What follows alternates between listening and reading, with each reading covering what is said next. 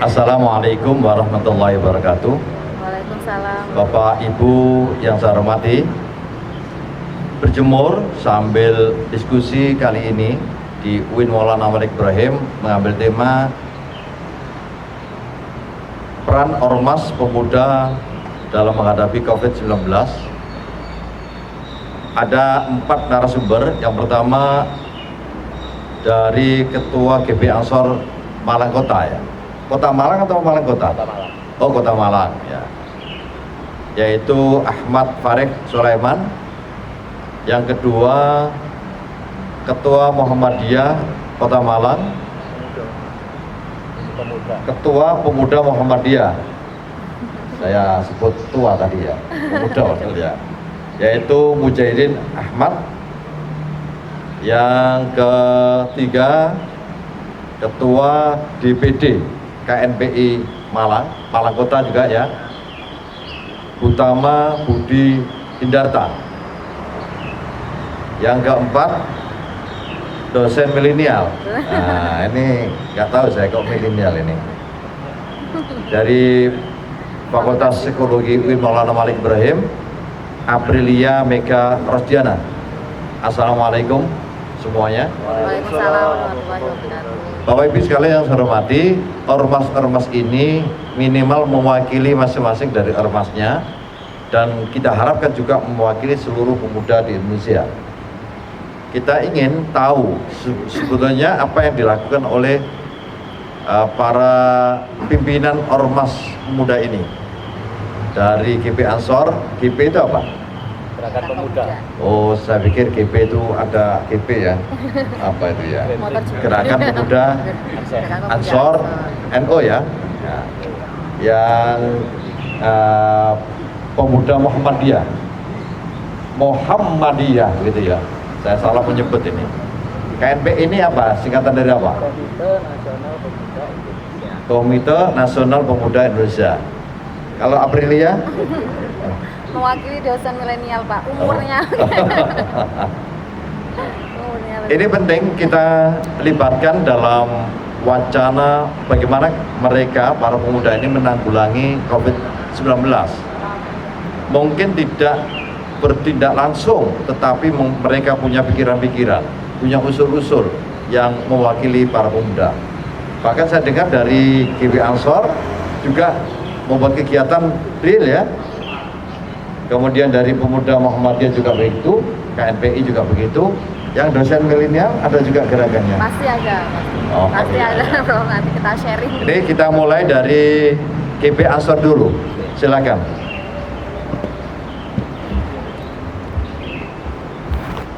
Assalamualaikum warahmatullahi wabarakatuh. Assalamualaikum warahmatullahi wabarakatuh. Alhamdulillah, amat saya kami hormati Bapak Rektor. Terima kasih atas undangannya pada pagi hari ini. Luar Dan biasa, mendadak, ya. Dan mendadak dan luar biasa bisa dalam waktu singkat bisa mengumpulkan semua ketua UKP, beberapa mungkin diwakili oleh Mas Abud dan Mas Mujahid.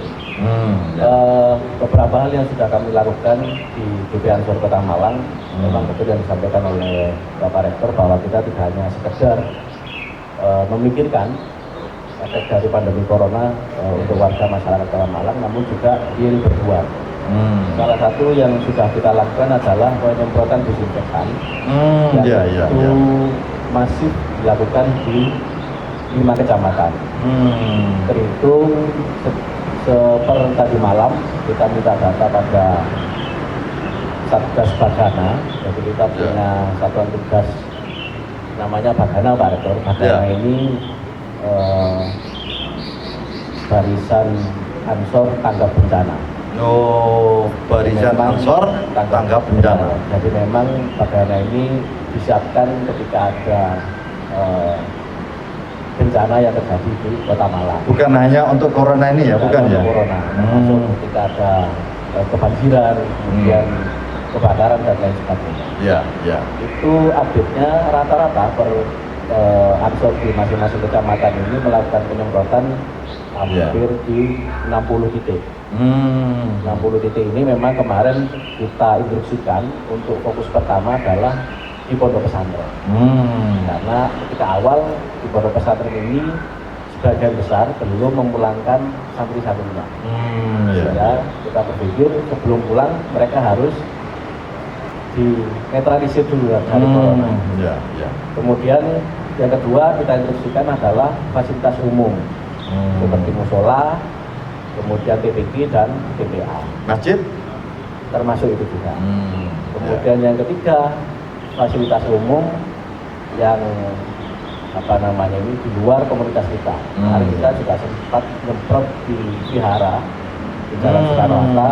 Kemudian jadi Ansor juga nyemprot di tempat ibadah agama lain ya. Di vihara Tepuk tangan ini ya.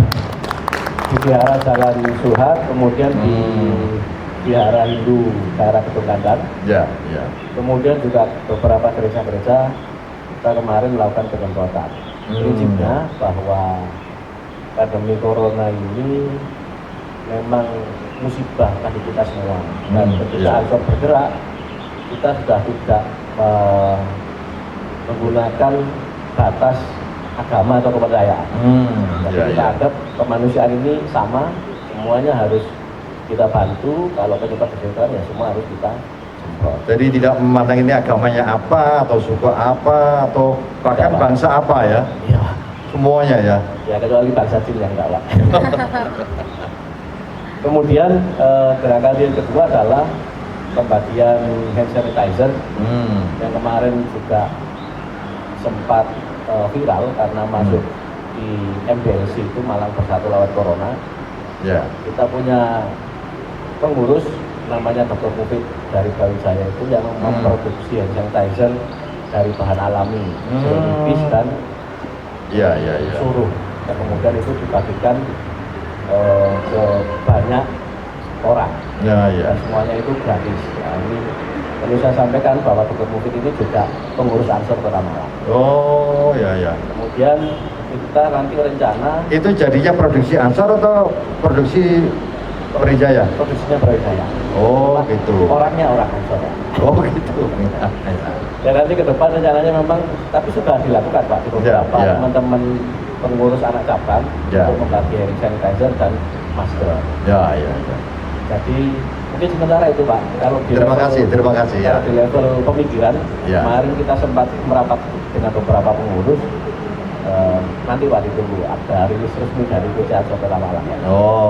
Dengan bagaimana pemerintah di Kota Malang ini bisa lebih efektif dan efisien dalam menangani pandemi corona di Kota Malang. Mungkin itu dulu. Terima kasih. Terima kasih, tepuk tangan untuk Mas Farid ya. Ini berikutnya Mas Mujahidin. Apa yang sudah dilakukan oleh pemuda Muhammadiyah untuk merespon corona ini? Bismillahirrahmanirrahim. Assalamualaikum warahmatullahi wabarakatuh. Waalaikumsalam warahmatullahi wabarakatuh. Alhamdulillah, salatu wassalamu ala rasulillah wa ala alihi wa sahbihi wa man wala amma ba'du. Pertama-tama kami ucapkan terima kasih kepada Bapak Rektor. Sejak kurang lebih 2 bulan yang lalu ketika kasus pertama COVID-19 ini tercatat di Indonesia, kita memang punya banyak sekali keinginan untuk berbuat, termasuk berpartisipasi dalam upaya pencegahan atau rehabilitasi. Cuman baru kali ini sebuah institusi yang cukup besar mau mengundang kami, mau melibatkan pemuda dalam sebuah diskusi yang disiarkan seperti ini. Jadi saya sangat mengapresiasi sekali. Dan disiarkan seluruh dunia. Seluruh dunia. Bahkan tadi dikatakan dunia akhirat itu. Jadi itu bro. Jadi insya Allah semua eksponen pemuda, masyarakat, semuanya ingin berbuat. Tapi baru kali ini kami merasakan diundang oleh institusi dari Win Muhammad Ibrahim Malang untuk proses diskusi.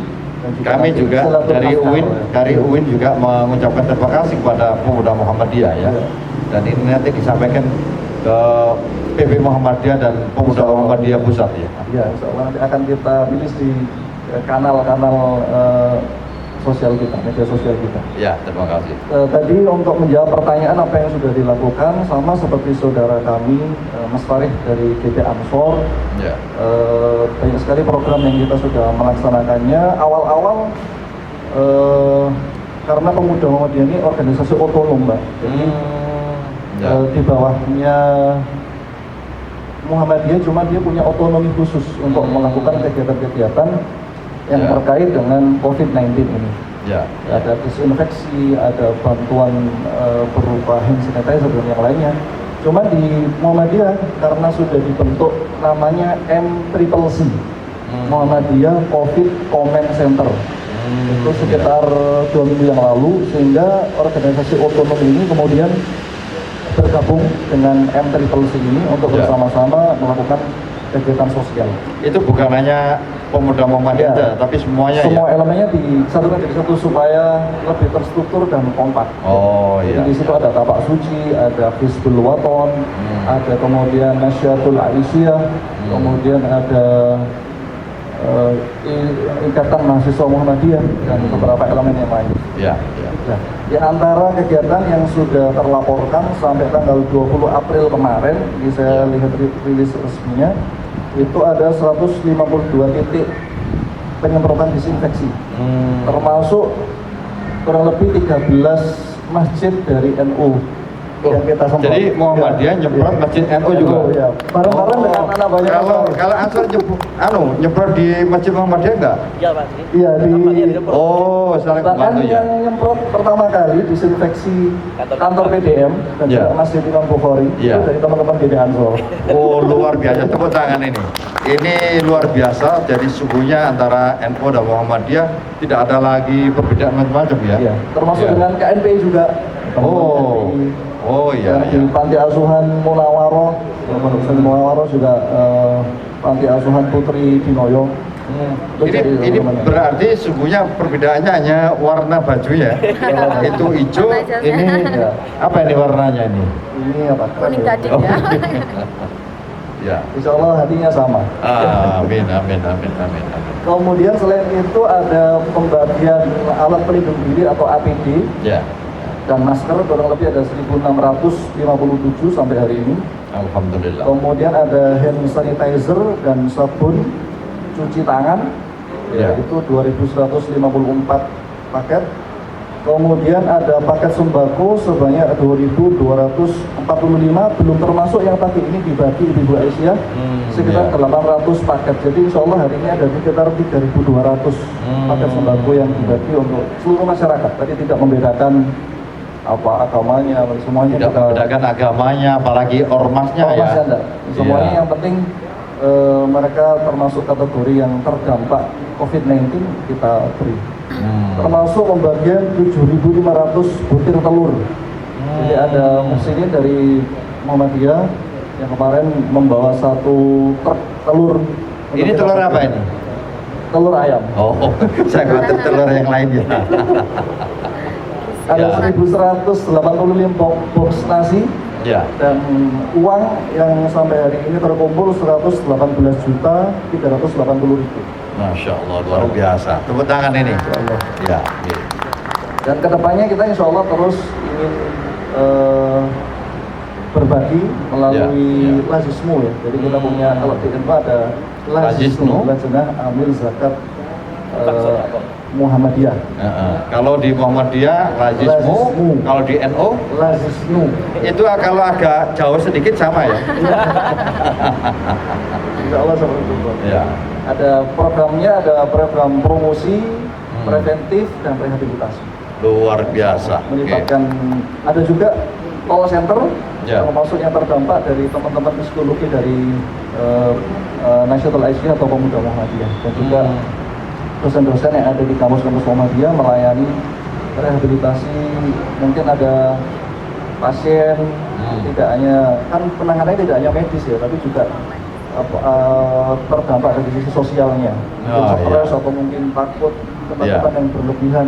Jadi terdampak yang mengakibatkan sesuatu yang mungkin merugikan fisik maupun non fisik ya. Ya, jadi bisa langsung call terhadap pusat tadi ya. Ya. Siapapun itu. Siapapun. Enggak ditanya ini siapa yang memanggil, Muhammadiyah apa enggak? Kartu Muhammadiyah punya enggak? Enggak ada ya. Ya. Siapapun bisa ya. Dari Muhammadiyah untuk bangsa. Luar biasa, tepuk tangan untuk Pemuda Muhammadiyah. Saya lanjutkan ke KNPI. Ya. Mas Abud, Mas Abud, ini apa yang sudah dilakukan oleh KNPI Kota Malang ini terkait dengan penanganan COVID-19 ini? Terima kasih. Assalamualaikum Pak Profesor. Waalaikumsalam. Luar biasa sekali kita ditantang sama Pak Profesor ini. Ya. Para tokoh-tokoh kita ditantang berjemur. Dan mohon maaf ya, undangannya langsung tadi malam ya. Dan dia tahu siapa yang ngundang itu ya. Ya. Ya karena memang apa yang maaf Bapak, yang dilakukan Bapak ini memang harus dilakukan oleh semua pihak. Di tengah-tengah kondisi semacam ini butuh kepedulian berbagai pihak. Ya, ya. Dan berbagai kalangan. Ya. Kalangan, mohon maaf, kalangan Bapak, kalangan kami ini juga harus sama-sama melakukannya. Kami hanya sebetulnya begini Bapak. Ya. Kita hanya melakukan upaya-upaya yang dalam batas kemampuan kita. Ya, Dan ya. tentunya di dalam koridor-koridor yang diberikan oleh negara. Mungkin itu sebuah prinsip yang tentunya dipegang sama teman-teman sejak sekitar kalau saya perkirakan tanggal 20-an Maret yang lalu. Dari teman-teman itu sudah mulai bergerak saat itu. Di tengah-tengah kondisi kita semua itu kesulitan akan material, akan material pelindung diri bahkan, lebih-lebih barang-barang yang bisa diberikan kepada masyarakat dan tempat-tempat penting. Jadi banyak sekali yang sudah disampaikan dari Kementerian Ansor Muhammadiyah. Namun jangan lupa, menurut data kami itu ada 90-an organisasi kepemudaan Pak. Di Kota Malang. Organisasi yang dimaksud itu yang satu tipe dengan Gerakan Pemuda Ansor, Pemuda Muhammadiyah, juga memiliki struktur memang hingga ke akar rumput, hingga ke ranting, bahkan mungkin anak ranting juga. Tapi organisasi kepemudaan ini punya struktur dari pengurus pusat hingga ranting, sehingga tidak heran bila Ansor Pemuda Muhammadiyah ini mudah menerapkan bansos. Dia punya peta, punya sumber daya manusia, punya pedoman organisasi, dia mudah. Dan 90 organisasi ini selalu siap untuk melakukan aktivitas darurat atau emergensi semacam ini. Nah, dari 90-an organisasi ini masih ada lagi Bapak. Ada pokoknya total itu sekitar 120 organisasi yang organisasi non kepemudaan. Jadi yang saya maksud contoh seperti Karang Taruna. Jadi Karang Taruna ini bukan organisasi kepemudaan, dia tidak. Kalau remaja masjid masuk? Tidak. Jadi remaja masjid sama Karang Taruna ini sebetulnya tidak memenuhi persyaratan seperti organisasi kepemudaan. Kalau acuannya undang-undang kepemudaan, Pak.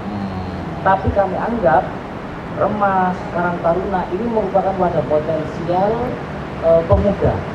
Jadi dia tidak bisa disamakan dengan organisasi kepemudaan, tapi juga menurut kami wadah potensial pemuda yang ada di Malang.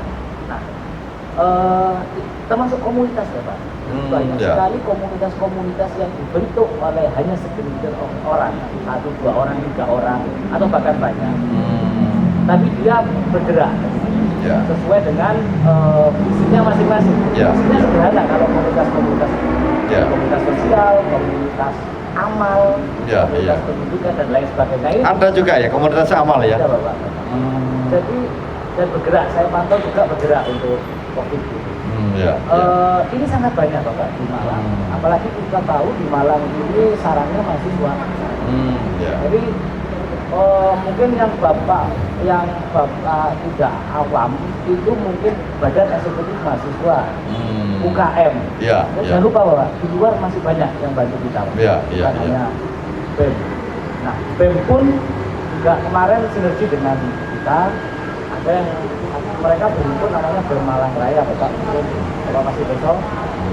BEM Malang Raya itu sekitar 35 anggota BEM, dia juga turun Bapak, turun dan bersinergi.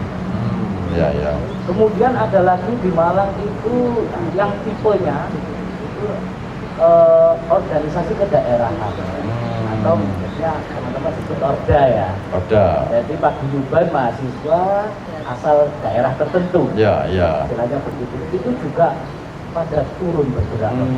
Kalau di sini itu ada organisasi bukan daerah, tapi negara. Dari Rusia, dari iya, betul. Jadi ada apa ini namanya? Kalau Orda kan organisasi mahasiswa daerah. Kalau dari luar negeri apa namanya? Organisasi negara. Ya, lintas negara gitu. Jadi di sini ada mahasiswa dari Rusia, dari Thailand, Filipina, Malaysia, kemudian ada Jerman, ada Saudi, macam-macam. Mereka juga punya komunitas sendiri ya. Nah mungkin nanti masuk ke NPI barangkali ya. Jadi Orda ini yang kami apresiasi Bapak. Ya. Apresiasi tokoh-tokoh yang lain ya. Dia tidak pusing untuk pulang. Jadi sesuai himbauan Bapak Presiden Bapak. Ya. Itu juga melakukan mobilitas ya yang massal. Ya. Mereka ternyata juga mematuhi dan mereka turun. Ya, kalau kita sadari sebetulnya rekan-rekan ini rumahnya ya bukan di sini, bukan lahir di sini. Ya. Orang tuanya juga tidak di sini. Tapi untuk COVID ini meskipun di daerahnya pun juga ada dampak. Tapi teman-teman bakti sosial juga di lingkungan Orda yang ada di Malang ini. Contoh, saya ambil contoh. Saya apresiasi juga sekaligus pada teman-teman Manokwari, Pak, Papua Barat. Itu satu RW disikat itu, disemprot sama dia. Disemprot semuanya, posisinya di belakang Dinoyo Mall itu, mendapatkan apresiasi juga dari perangkat dan warga. Nah tentunya kami sangat senang. Sangat senang ada keharmonisan begitu dari mahasiswa pendatang dengan warga setempat. Nah semoga hal positif ini hikmah dari corona, mohon maaf, itu di sisi lain banyak positif. Jangan moga-moga kita tidak akan ketemu lagi dengan hal-hal ada penolakan misalnya tidak menerima anak kos yang dari daerah ini misalnya. Itu kan tempoh hari sering kita temui. Ini jadi mahasiswa dari Manokwari ya, itu pun Manokwari ya, itu pun melakukan kegiatan sosial untuk penanggulangan COVID-19 ini. Dan itu berbaur dengan masyarakat tertentu ya, terutama di Dinoyo ya. Lingkungan sekitar. Jadi ini pesannya dari KNPI, bagaimana kita menjadikan diri kita ini lapang dada, bukan lebar dada, lapang dada ya, untuk menerima dari siapapun ya. Bahkan sekarang ini real, ini Muhammadiyah nyemprot masjidnya NU, tapi didahului oleh Ansor menyemprot lebih dulu masjidnya Muhammadiyah. Ya. KNPI sudah mengkoordinir sekian banyak ormas pemuda ya, bahkan dari mahasiswa daerah yang melakukan kegiatan sosial untuk penanggulangan COVID-19 ini. Kita tepuk tangan dulu ya. Ini saya tanya ke dosen milenial ini. Mbak Aprilia, ini tadi ada 3 ormas ya, ormas pemuda yang telah menyampaikan kegiatannya dalam rangka untuk merespon, saya sebut merespon ya, atau bahkan menanggulangi, bukan hanya memikirkan, tapi bertindak real terhadap masalah-masalah ini. Ini menurut Mbak Aprilia gimana? Ya, terima kasih sebelumnya. Assalamualaikum warahmatullahi wabarakatuh. Assalamualaikum warahmatullahi wabarakatuh. Yang terhormat Bapak Rektor UIN Maulana Malik Ibrahim Malang dan juga para narasumber yang saya hormati, senior-senior saya semuanya dan juga Bapak Ibu para hadirin semua. Jadi memang milenial atau pemuda itu ibarat ini Pak, peluru yang bisa menembus batas dan waktu. Jadi secara fisik itu kaum milenial ini memiliki fisik yang kuat, daya tahan tubuh yang kuat, kebugaran tubuh yang kuat dibandingkan dengan kaum yang lainnya atau usia lanjut yang mungkin lebih Jangan sebut saya loh, saya masih muda juga. Iya Pak, semangatnya muda. Nah, kemudian juga secara psikologis dia ini yang lebih dekat dengan media sosial. Kemudian dia juga memiliki komunitas-komunitas yang tadi bisa menembus waktu dan jarak. Dia memiliki banyak organisasi. Apalagi kalau dari psikologi perkembangan, kebutuhan dari pemuda-pemuda ini ya berkumpul bersama dengan sebayanya, ya, atau dia berinteraksi sosial dan lain sebagainya. Jadi ini sangat ya ini sudah menjadi tanggung jawab sosial dan juga tanggung jawab moralnya pemuda-pemuda untuk langsung ikut andil bergerak di pencegahan COVID-19 ini. Jadi sebenarnya banyak sekali yang kita lakukan gitu ya Pak. Kalau di sini para ketua-ketuanya dia langsung turun ke lapangan. Juga karena kita ada himbauan untuk stay at home, ya kita sebagai remaja, sebagai pemuda kita juga terus mengkampanyekan stay at home. Jadi sesungguhnya ini panggilan jiwa ya para pemuda. Ya, seperti waktu menjelang kemerdekaan, para pemuda kemudian terpanggil untuk menyuarakan kemerdekaan itu. Sekarang kita dihadapkan pada COVID-19 ini, para pemuda bergerak. Apalagi tadi jumlahnya lebih dari 100 ya di Malang aja. Ya, lebih dari 200, mulai Remas, ada Karang Taruna dan semua itu bergerak untuk ikut terlibat dalam penanggulangan COVID-19. Luar biasa. Dan ini perlu diapresiasi semua ya, semangat dan juga semua gerakan yang telah dilakukan oleh ormas-ormas. Dan itu dari sisi psikologis, ini dosen milenial di bidang psikologi, jadi dari sisi psikologis itu justru yang normal ya? Iya, ini kebutuhan dari pemuda untuk selalu berinteraksi, selalu melakukan interaksi, aksi, eksis, aktualisasi diri yang memang dibutuhkan. Iya, luar biasa. Apalagi yang perlu disampaikan untuk para pemuda? Iya, tapi begini Pak, jadi ini juga kayak buat simalakama juga karena kebugaran tubuh yang dimiliki oleh para pemuda ini, kadang pemuda juga ini ya, jadinya potensial untuk menyebarkan virus karena kan dia nggak, kita harus berarti harus hati-hati ya. Karena kan dia bugar, kemudian ketika memang terjadi virus kan akhirnya tidak terjadi gejala, gitu. Dan itu bisa malah potensi untuk menyebarkan ke masyarakat lain yang mungkin ada di daerahnya. Berarti kalau ketemu pemuda, apalagi dosen milenial harus hati-hati ya? Iya, semuanya Pak. Jadi kita harus ada yang namanya physical distancing, kan memang dari himbawan pemerintah kita harus bisa aware terhadap diri sendiri untuk menjaga jarak, menjaga kebersihan dan lain sebagainya. Nah, sekarang kan kemarin-kemarin ada social distancing gitu ya Pak. Nah, sekarang booming lagi physical distancing. Nah, kebutuhan pemuda, kebutuhan manusia itu adalah sosial. Jadi kita tetap harus berinteraksi sosial, baik virtual gitu ya. Jadi media apapun bisa kita lakukan untuk bersosialisasi, jadi untuk menjaga kita agar tidak stres, menjaga kewarasan kita lah Pak, secara fisik dan juga psikologi. Jadi psikologi penting ya untuk dijaga juga ya.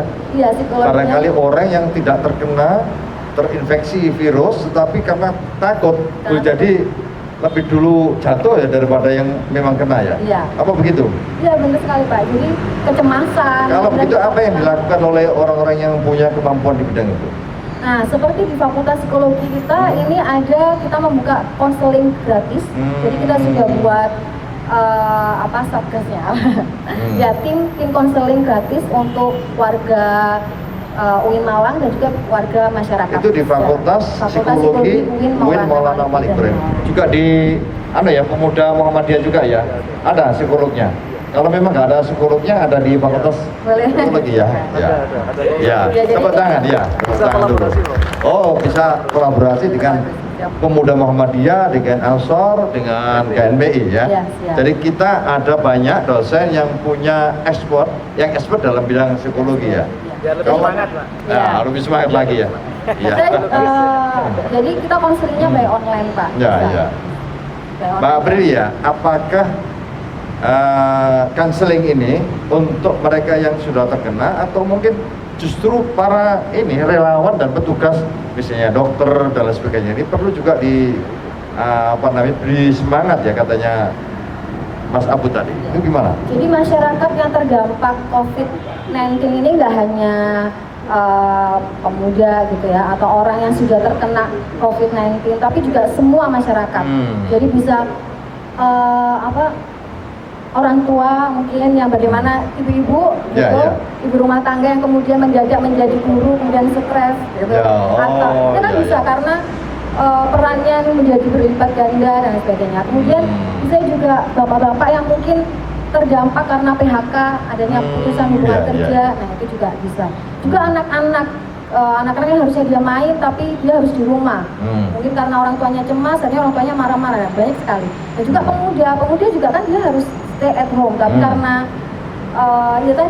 kebutuhannya untuk bersosialisasi, akhirnya dia di rumah, pasti akan ada dinamika stres atau dinamika penyesuaian diri yang tidak semua orang itu bisa gitu untuk langsung memutuskan hubungan sosial dan lain sebagainya. Ya biasanya kalau saya lihat teman-teman anak-anak muda itu kalau malam itu kan ngopi ya. Sampai ngopi sekarang Pak. Jadi kebetulan ini adik saya kan Satpol PP. Jadi sekarang nggak boleh ya?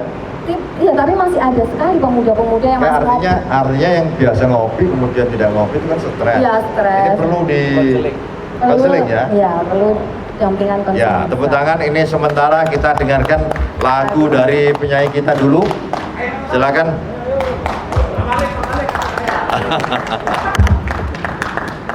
Biar tidak stres, Pak Rektor. Ya. Saya juga milenial 27 saya. Ya. Memproduksi hand sanitizer-nya UIN. Ya. Satu Ansor. Oh iya. Dua Ansor Gedungan dan anak buahnya. Iya dari Sentek sama farmasi. Yang kaya janganlah bangga, jangan musuhkan dada. Derajat manusia di sisi Tuhannya bukan karena hartanya. Derajat manusia di sisi Tuhannya bukan karena takwanya. Dari itu bertakwalah dalam hidup dan berharta. Dari itu bertakwalah dalam hidup yang tak punya. Ada salah.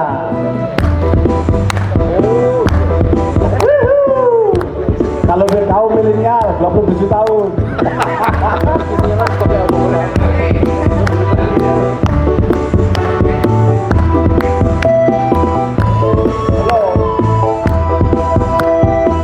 Kok gak hafal nona? Aku udah hafal. Parektor.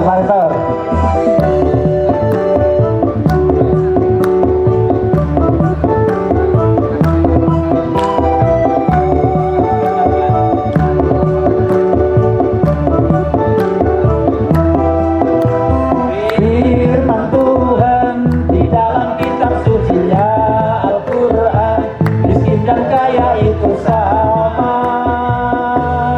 Kira bodoh ah.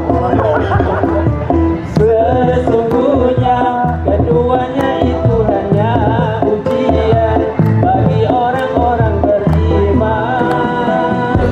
Mampukah si miskin menjalani penderitaan?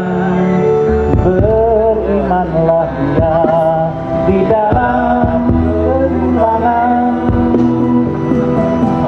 Mampukah si kaya mengendalikan hawa nafsunya? Berimanlah dia di dalam kelebihan. Yang miskin jangan bersedih, dan yang sesali. Yang kaya janganlah bangga. Saya tidak kayak pemuda Ansor ini.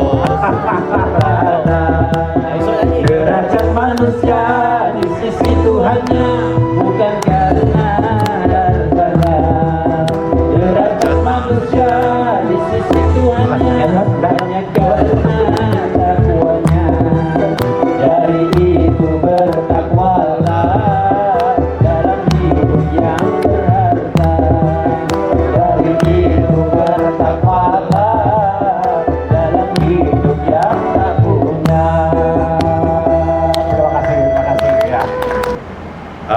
Terima kasih para penyanyi yang luar biasa ya.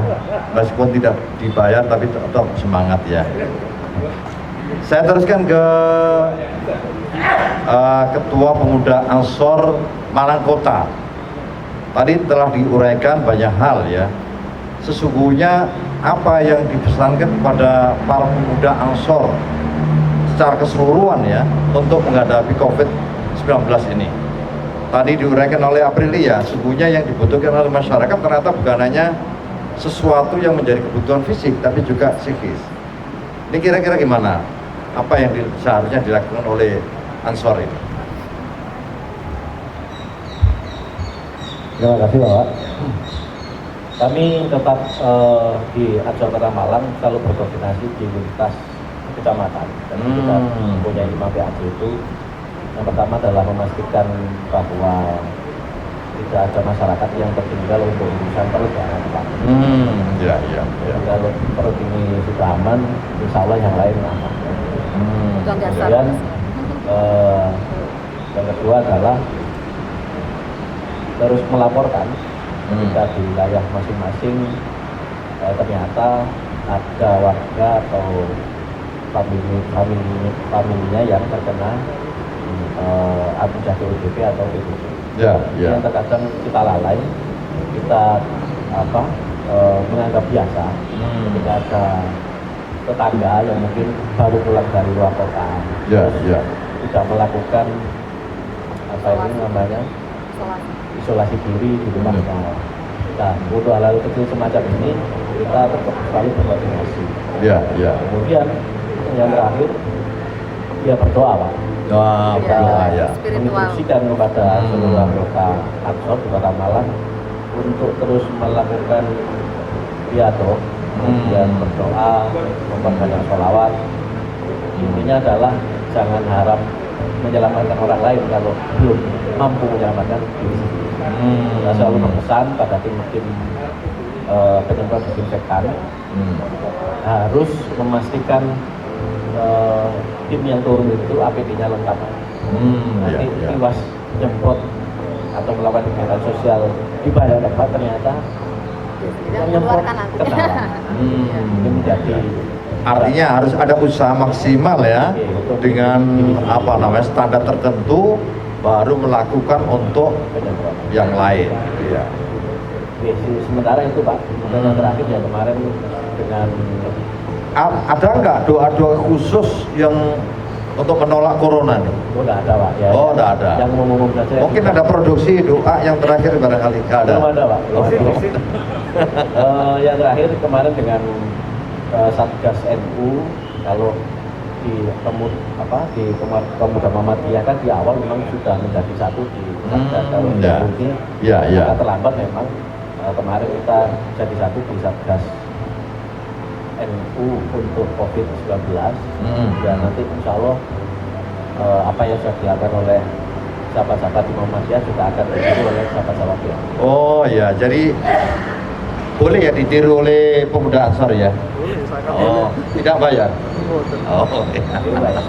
Jadi ternyata di NU sendiri membuat Satgas dan itu juga diikuti oleh badan otonomnya ya, seluruh badan otonom ya, oleh Ansor, kemudian oleh itu? Ada Ansor, ada Muslimat, ada Fatayat, ada IPNU, IPPNU, kemudian dikomandani oleh LDNU Pak.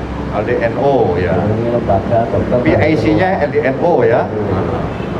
Dan ini bisa belajar ke Muhammadiyah ya. Siapa? Ya. Dan itu gratis ya, nggak ada bayarannya ya. Sharing. Oh, sharing. Terima kasih ya. Mas Mujahidin, tadi sudah diuraikan bahwa banyak hal yang dilakukan dan lebih banyak ke masalah-masalah menjadi kebutuhan masyarakat fisiknya.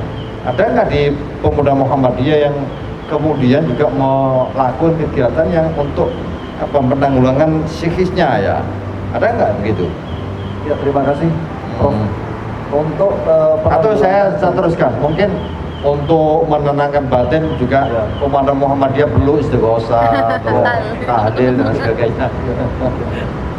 Oke Prof, jadi betul sekali solusi yang seringkali dipikirkan manusia adalah solusi yang sifatnya fisik.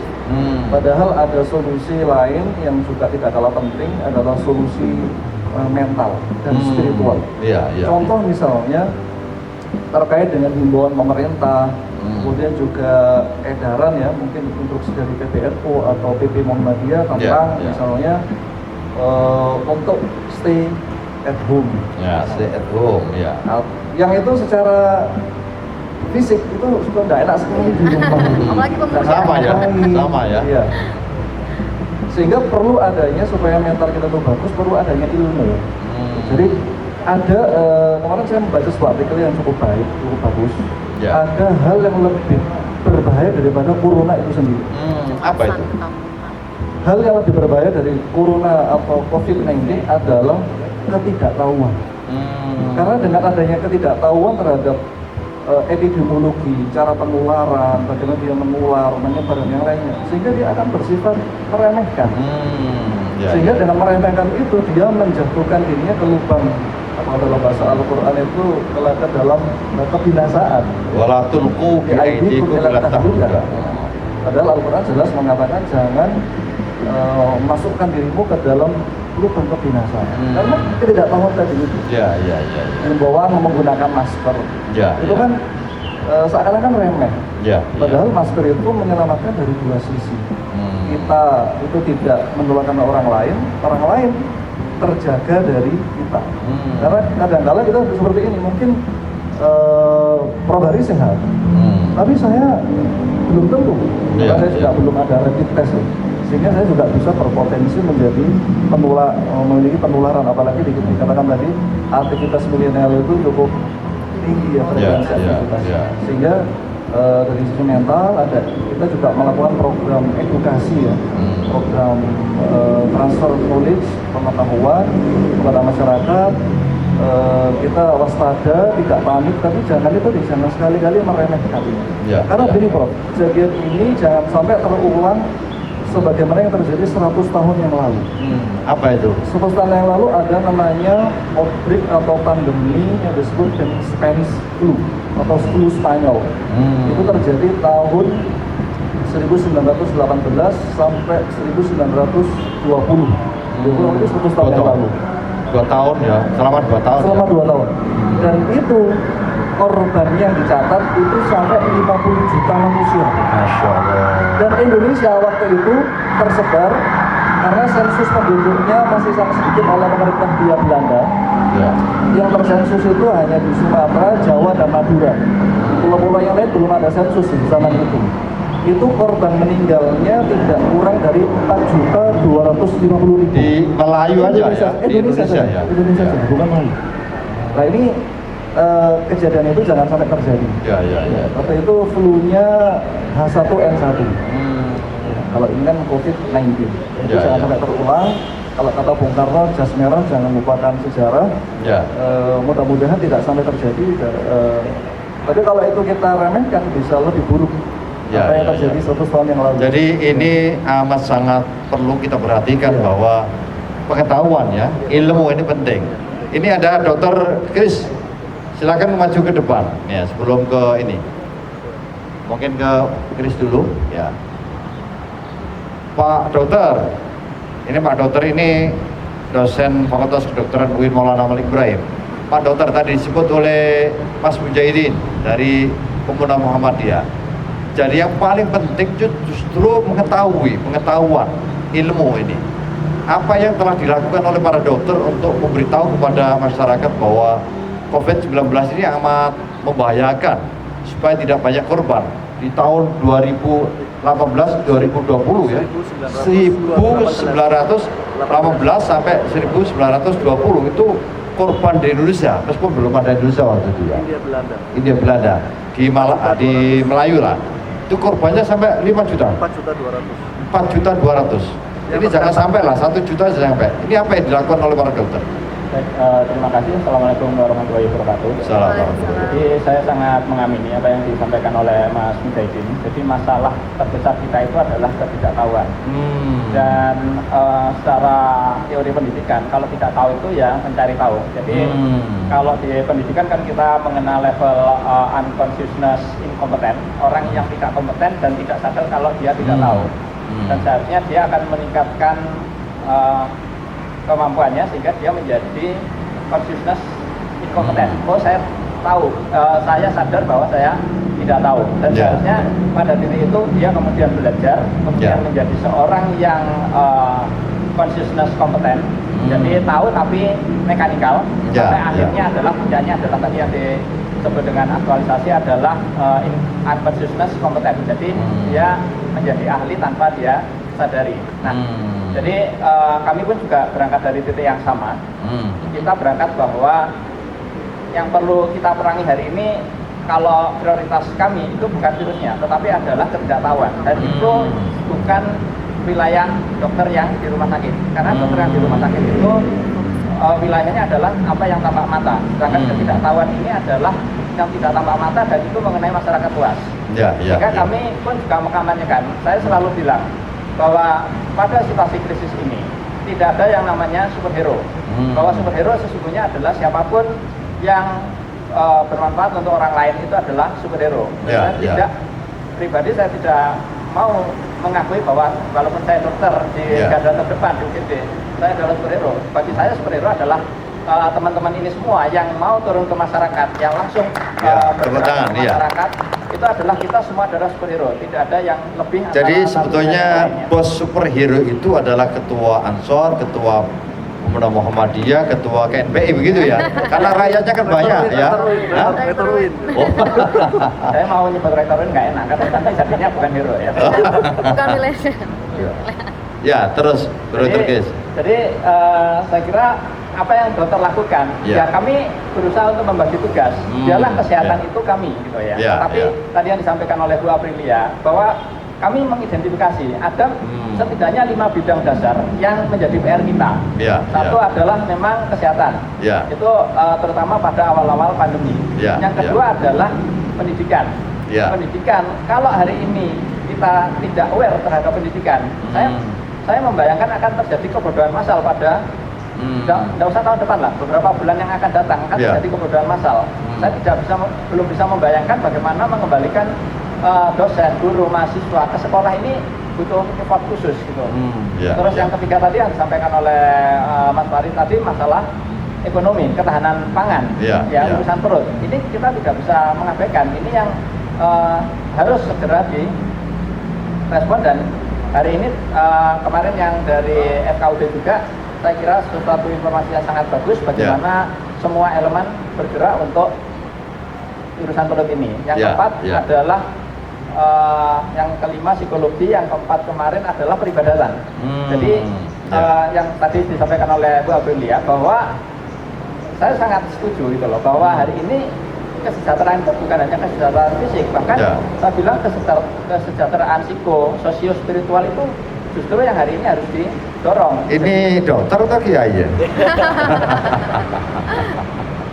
Jadi kalau dari sejarahnya bro, jadi ilmuwan itu kalau terus cari ilmunya dia jadi filosof gitu kan. Filosof kalau dia belajar terus katanya jadi spiritual gitu ya. Kalau terus-terusan jadi rasul kan. Jadi saya pikir semua orang sama ya, punya potensi yang sama. Jadi kembali ke masalah peribadatan. Jadi agama ini bukan urusan dibutuhkan saat krisis. Bahwa sebenarnya tiap hari itu kita butuh yang namanya keyakinan, itu namanya belief system, istilahnya itu sistem kepercayaan. Paling gampang kalau saya itu jahit pasien, Prof. Saya tahu untuk caranya membersihkan luka, menjahit, tetapi tidak ada satu dokter pun yang berani menjanjikan begitu ditanya, dok ini sembuhnya kapan? Mari kita berharap dan berdoa. Udah. Jadi dokter pun tetap berdoa ternyata. Tidak harus ini pasti sembuh, ini pasti sekian hari selesai gitu, nggak bisa ya. Setahu saya seluruh dunia tidak ada dokter searogan apapun, sehebat apapun tidak akan ada yang berani menjanjikan kesembuhan, apalagi menjanjikan pandemi kapan berakhir. Terima kasih Dokter Grace ya, luar biasa. Mas Abud, rupanya semua pemuda ini mendukung, bahkan pemuda yang bertitel dokter pun seperti itu. Ya, ini pesan Mas Abud sebagai Ketua KNPI untuk pemuda. Saya kira bukan hanya untuk Malang ya, seluruh dunia ya. Apa pesannya? Ya.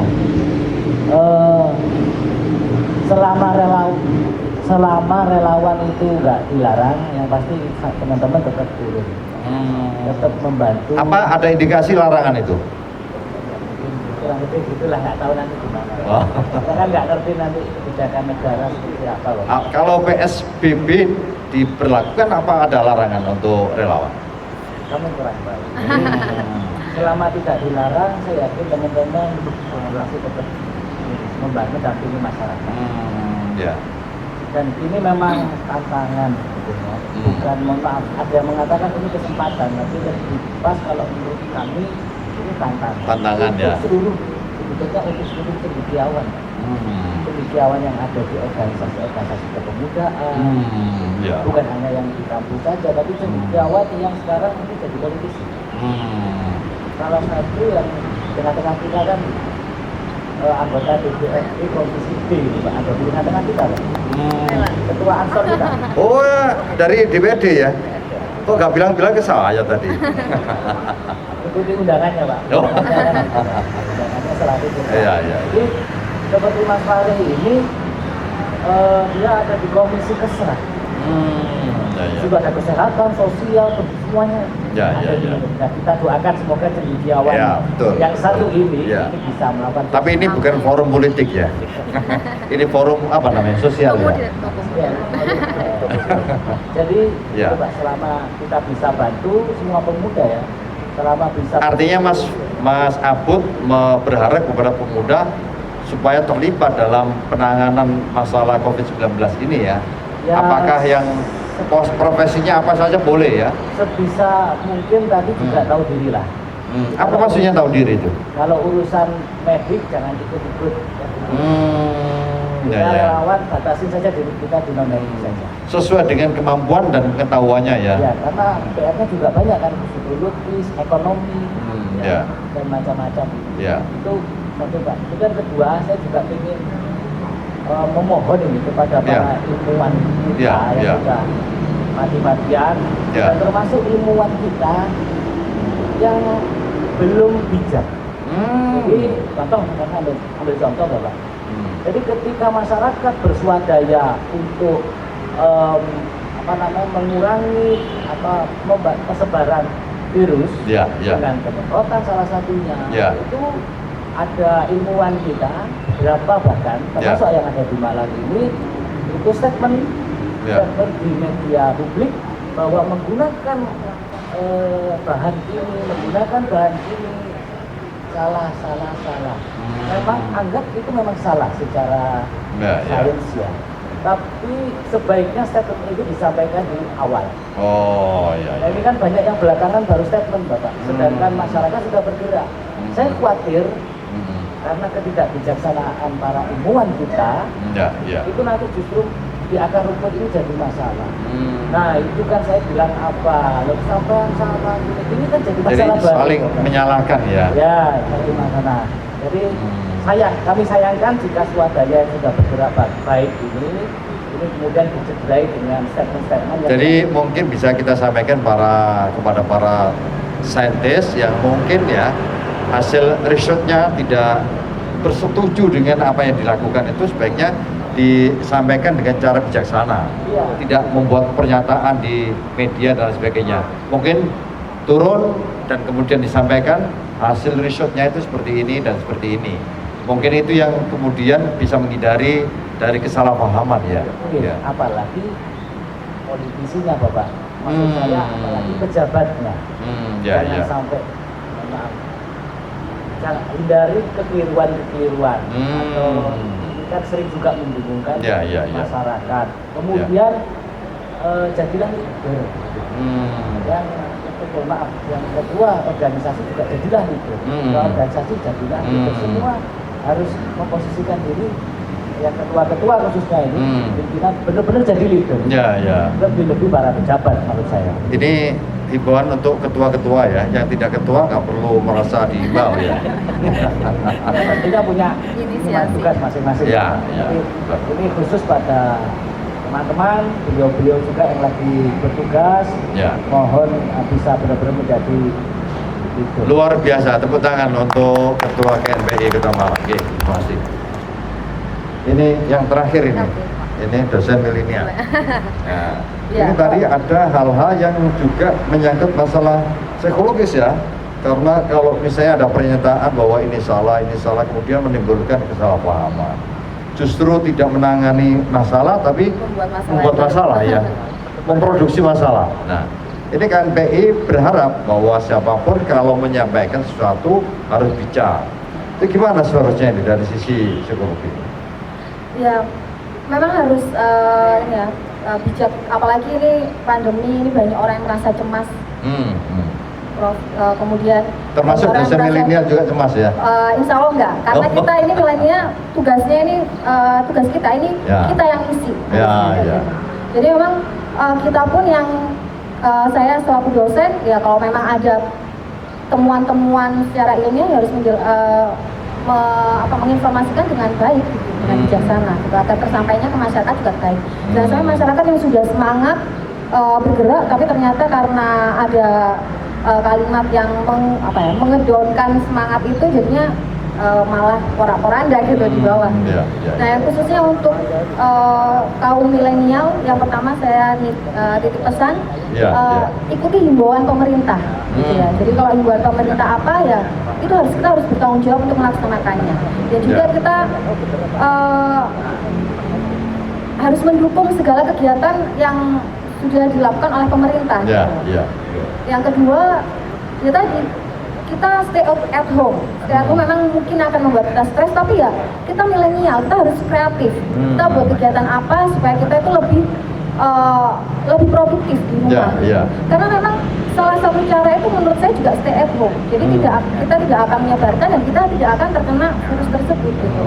Kecuali orang-orang yang memang ada tugas gitu ya untuk kemaslahatan bersama itu dengan protokol kesehatan yang sudah ditentukan.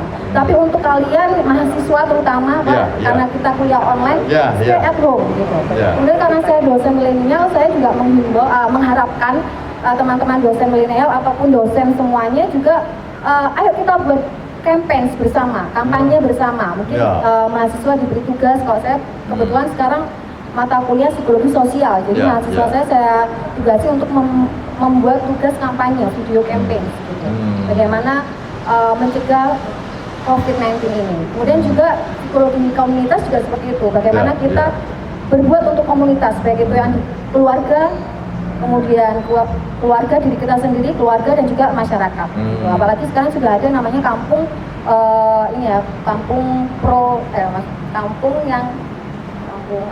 kampung yang pro untuk mencegah COVID-19.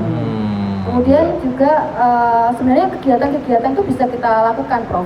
Untuk dosen-dosen. Misalnya apa? Misalnya apa? Kalau dosen atau para pemuda dan yang lain, ketika di rumah apa yang dilakukan?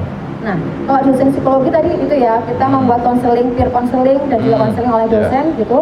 Kemudian untuk yang mungkin dosen ekonomi, mungkin bisa mengadakan kegiatan lelang masker. Mungkin maskernya dibuat yang sebagus mungkin kita lelang kepada orang, kemudian hasilnya bisa didonasikan untuk ketahanan pangan tadi yang memang sekarang udah harga gula aja sudah 18.000 atau hampir 20.000 gitu. Padahal kemarinnya masih 12.000 ibu rumah tangga. Nah, kemudian juga bisa kegiatan webinar. Apalagi sekarang webinar itu nggak hanya bisa diikuti oleh mahasiswa UIN, tapi mahasiswa lintas kampus juga bisa. Jadi saya juga masih mengikuti kuliah online gitu ya. Jadi saya menjadi mahasiswa, teman-teman saya yang ada di UGM, UI. Dia membuat webinar yang gratis untuk kita semua. Jadi aktivitas itu yang mungkin bisa kita lakukan di rumah supaya kita nggak jenuh, kita nggak stres. Jadi kita bisa mencari aktivitas lain yang mendukung, kemudian meningkatkan informasi kita, mendukung daya pikir kritis kita. Gitu. Kemudian yang dari hukum, fakultas hukum, mungkin nanti dosennya bisa mengajak diskusi bagaimana ini nanti pro kontra PSBB nanti di Kota Malang seperti apa dan lain sebagainya. Dan Jadi sebenarnya banyak sekali kegiatan Tapi produktif semuanya yang bisa dalam kita rangka lakukan di untuk rumah. mencari solusi ya. Ya, untuk dalam rangka mencari solusi untuk pencegahan COVID-19. Ya, Yang ya. jelas saya berharap semua mahasiswa juga tetap stay at home gitu. Kecuali ya. mereka yang memang ada tugas ya gerak dengan protokol kesehatan yang Oke. sudah disesuaikan. Dan juga kebugaran tubuh. Jadi olahraga itu penting, berjemur ini penting juga. Nah, termasuk berjemur gini seperti ya. kita ini ya. Ya, berjemur ini juga penting. Jadi Olahraga. sesekali anggota DPRD juga berjemur ya. Berjemur, ya.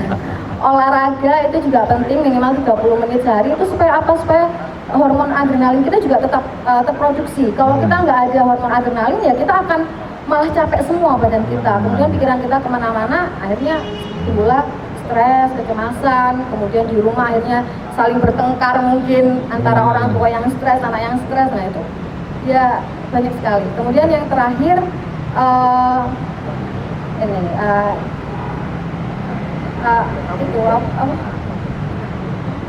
yang terakhir saya harapkan semuanya mendukung program-program yang sudah ada gitu. Terima kasih Bapak Ibu sekalian, saya kira kita cukupkan diskusi kita ini. Ternyata dari pemuda Ansor, pemuda Muhammadiyah, KNPI, dan para dosen milenial mendukung semua program yang dicanangkan oleh pemerintah. Dan dari Dr. Chris tadi, sesungguhnya pengetahuan ini amat sangat perlu. Oleh karena itu, para dokter, para ahli yang mengetahui terkait dengan kesehatan diminta partisipasinya untuk memberitahu kepada seluruh masyarakat dengan media apapun, termasuk media diskusi dengan berjemur ini ya. Ya, ada. Ini mudah-mudahan ada manfaatnya. Dan kita juga sudah mengundang para tokoh agama kemarin. Dan seluruh tokoh agama setuju dengan kegiatan ini. Artinya meskipun sedikit, tetapi insya Allah memberi manfaat. Saya kira itu yang kita sampaikan. Dan terima kasih atas kehadirannya. Saya akhiri. Assalamualaikum warahmatullahi wabarakatuh. Waalaikumsalam.